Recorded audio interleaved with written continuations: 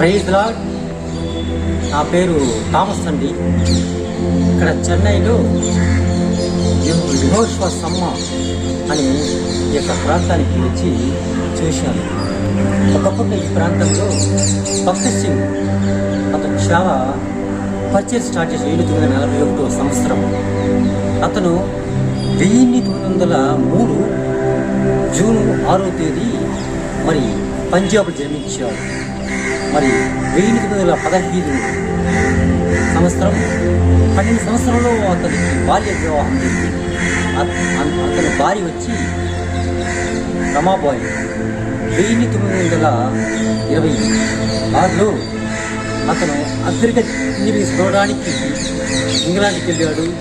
మరి ఆ education continue చేయడానికి 1929లో కెనడా వెళ్ళాడు. అక్కడ తన ఫ్రెండ్స్ జాన్ ఎడ్వర్డ్ వాళ్ళతో కలిసి మరి చర్చికి వెళ్ళేవాళ్ళు. మరి వాళ్ళ ఫ్రెండ్స్ ఇచ్చిన బైబిల్ తీసుకొని అట్ట బాగుందని పై అట్ట తీసుకొని లోపల ఉన్న బైబిల్ని బయటికి పారేసాడు. తర్వాత అతను 1932వ సంవత్సరము అతను నిజరక్షకుడు యేసుప్రభు దేవుడు నమ్మి అతను బాప్తిసం తీసుకున్నాడు. 1932వ సంవత్సరం. తర్వాత 1933లో తన పేరెంట్స్ బాంబేలో ఉన్న ఇండియాకి వచ్చాడు. అక్కడ నేను బాప్తి తీసుకున్నాను అని ముందే తన పేరెంట్స్కి లెటర్ రాశాడు. చూడు బాబు, నువ్వు బాప్తి తీసుకున్నావు, సంతోషం, నీ వరకే ఉండు, ఎవరికి చెప్పొద్దు, మన సిక్కు మతం కలిగిన వాళ్ళు అని వాళ్ళ పేరెంట్స్ చెప్పినా కూడా అతను వినలేక ఆ బాంబే ఆ ఏరియా చాలా వరకు సువార్త ప్రకటించాడు. తన తల్లిదండ్రులు అతను ఇంటి నుంచి బయటికి వేశారు. తన సొంత అక్కగారిని బాంబేలో వాళ్ళకి ఉన్నాడు కొద్ది రోజులు. అప్పుడు కూడా అతను చాలా వరకు సువార్త ప్రకటించుంటే తన అక్క అతను కూడా తన తమ్ముని గెంటి బయటికి పెట్టేసింది. అలా పార్కులో పడుకొని చాలా వరకు అతను సువార్త చెప్పాడు. దేవుడు పిలుపుకు అతనికి లోబడ్డాడు. అందుకే రోమాపత్రిక 8వ అధ్యాయం 28వ వాక్యములుగా సెలవిచ్చింది. దేవుడు ప్రేమించే వారికి అనగా ఆయన సంకల్ప చొప్పున కలబడిన వారికి మేలు కలగటకి సమస్తము సమకూడి జరుగుచున్నై జరుగుదమా. అవునండి, దేవుడు ప్రేమించాడు కాబట్టి దేవుడి సంకల్ప చొప్పున అతను తన అగ్రికల్చర్ ఇంజనీరింగ్ సర్టిఫికెట్ అన్ని చించి పారేశాడు. ఒకవేళ మారు మనసు పొంది మళ్ళీ లోపల కలిసిపోతాడేమో అని అతను పూర్ణ సత్యంతో అతను దేవుడు ప్రేమించాడు కాబట్టి దేవుడి సంకల్ప కోసం అతని సేవ కోసం తన జీవితాన్ని త్యాగచేసాడు. గొప్ప భక్త సింగ్ గారు. అతను చాలా వరకు ఎన్నో సువార్త ప్రకటించాడు. అలాగే 1941 సంవత్సరం మద్రాసులో యెహోషువ సమ్మ అని ఇక్కడ ఒక ప్రేయర్స్ స్టార్ట్ చేశాడు. చాలా వరకు ఇక్కడి నుంచి ఎంతో మంది తర్పుది పొంది ఇక తమిళనాడంతా స్ప్రెడ్ అయింది. కేరళ, కర్ణాటక, మహారాష్ట్ర, పంజాబ్ ఇదంతా తిరుగుతూ మరి ఫారిన్కు వెళ్ళి అతను సువార్త చెప్పేవాడు. 2000 సెప్టెంబర్ 17వ తేదీ అతను హైదరాబాద్లో ఎబ్రోడ్ సంఘంలో మరణించారు. ఆ రోజు 2,50,000 మంది అతనికి బాధ్యత దేహాన్ని చూడడానికి చాలా దేశాలు వచ్చారన్నమాట. కాబట్టి భక్త సింగ్ ఆ రోజు మంచి సువార్థికుడు, మంచి బోధకుడు. అతను పాటించేది అపోస్తుల కార్యము 2వ అధ్యాయంలో 42వ వాక్యంలో సెలవిచ్చినట్టు, మీరు అపోస్తుల బోధ ఎందును సహవాస ఎందును రొట్టె పెట్టును ప్రార్థన చేయడం ఎడతెగగా ఉండేది.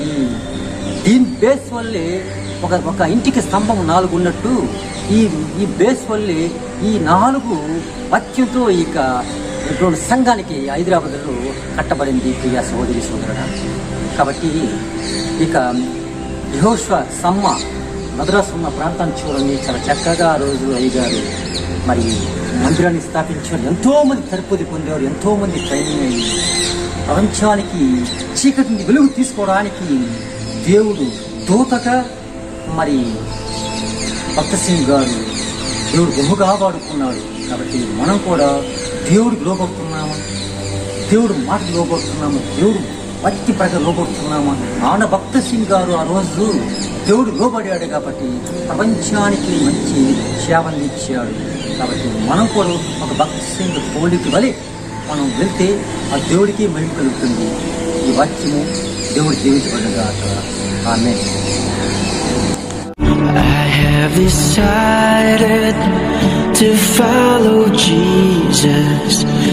I have decided to follow Jesus. I have decided to follow Jesus.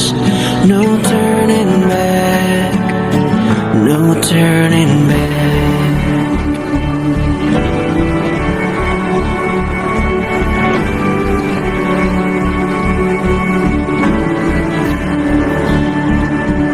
None go with me, still I will follow. Though none go with me, still I will follow.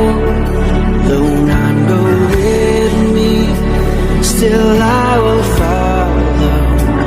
No turning back, no turning back, no turning back, no turning back.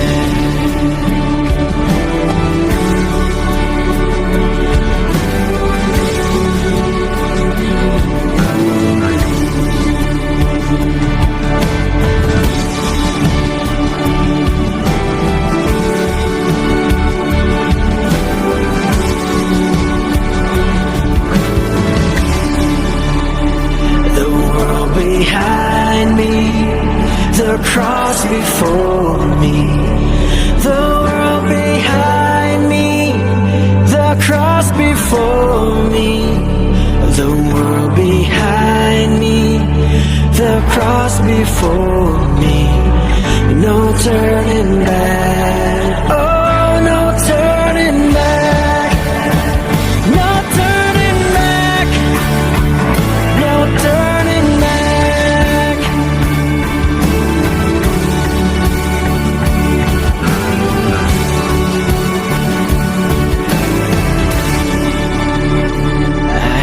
Decided to follow Jesus.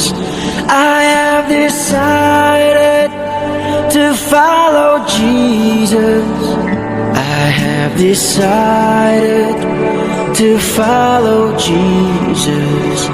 No turning back, no turning back, no turning back, no turning back, no turning. Subscribe చేయడం ద్వారా మాకు తెలియజేసి పక్కనే ఉన్న bell ని click చేయండి. Like చేసి అనేకులకు షేర్ చేయండి.